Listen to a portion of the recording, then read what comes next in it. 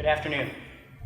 This is a public hearing in the matters docketed DPU 18-28, petition of Massachusetts Electric Company and Nantucket Electric Company doing business as National Grid for approval of its 2018 Smart Grid Pilot Program Cost Recovery and Reconciliation Filing, and DPU 18-29, petition of Massachusetts Electric Company and Nantucket Electric Company doing business as National Grid for approval of its 2018 Smart Grid Pilot Program Extension Cost Recovery Filing. My name is Dan Licata. I am the hearing officer assigned to this proceeding. With me on the bench today are Travis Lindsay of the department's Electric Power Division and Peter Miezejeski of the department's Rates and Revenue Requirements Division. As an initial matter, I want to advise all those present today that videotaping of this hearing, including audio recording, is occurring.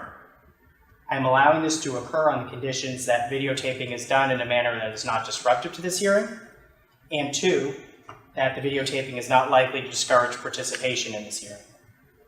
By way of background regarding the purpose of today's hearing, on March 16, 2018, National Grid filed with the department a request to recover costs associated with implementing its Smart Grid pilot program between 2012 and 2016.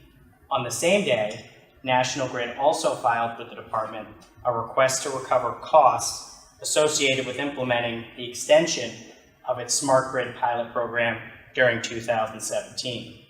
On April 11, 2018, the department consolidated these two matters for investigation, pursuant to 220 CMR 1.09. On April 28, 2018, the department approved the company's proposed cost recovery factors in this docket for effect on May 1, 2018, subject to reconciliation after further investigation. This is a public hearing to allow any interested persons to comment on National Grid's requests with respect to these dockets. This public hearing will be followed by a procedural conference, at which time the department will discuss the scheduling of this proceeding. May I have the appearance of counsel for National Grid? Yes, my name is Melissa Liazos, appearing on behalf of National Grid.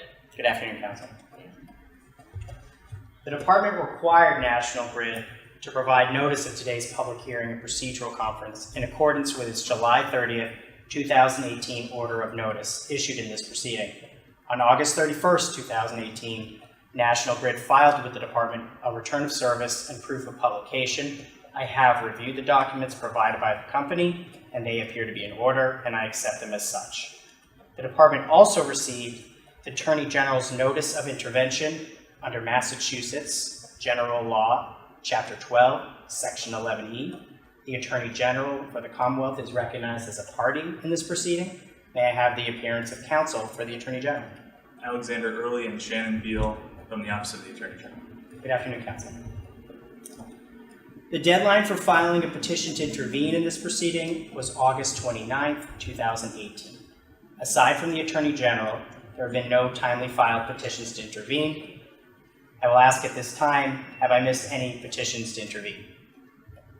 Let the record reflect a negative response. It's my understanding that there are members of the public present here today who wish to be heard on National Grid's petitions in these dockets. As I mentioned before the hearing, if you wish to offer comments today and have not already done so, please sign in at the table just in front of the bench here, and I will begin calling names from that list in just a few moments. Before we begin receiving comments, there are a few things I'd like to mention. First, this proceeding concerns the department's consideration of National Grid's requests for approval of its aforementioned Smart Grid Pilot Program cost recovery filings. Accordingly, I ask that any person wishing to comment today focus their comments on matters relating to these cost recovery filings. Second, a stenographer is transcribing this hearing, and the transcript will become part of the file in this case. To create an accurate written record of this hearing, it is essential that only one person speak at a time. We ask that there not be any private conversations in the audience while a person is speaking, and for the same reason, we ask that anyone in attendance today refrain from disruptions like clapping or cheering. Third, if an earlier speaker has already made comments that are substantially the same as what you had planned on saying, you may, if you wish, just say, I agree with the comments made by, and name the speaker. Finally, as I mentioned before, this hearing is designed to ensure that members of the public have an opportunity to comment on the company's aforementioned filings. There are two types of statements that you may make at this hearing.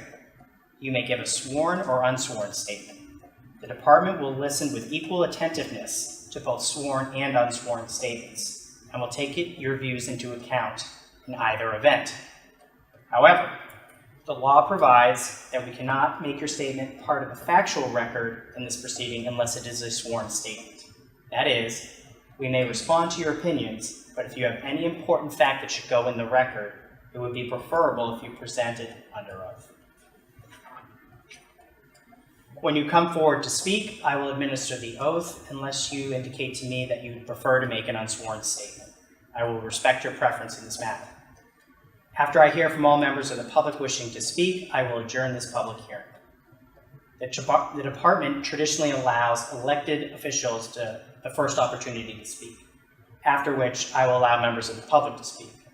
Are there any elected officials who would like to make a public comment? Let the record reflect that there has been no response, so we will move next to hear from members of the public.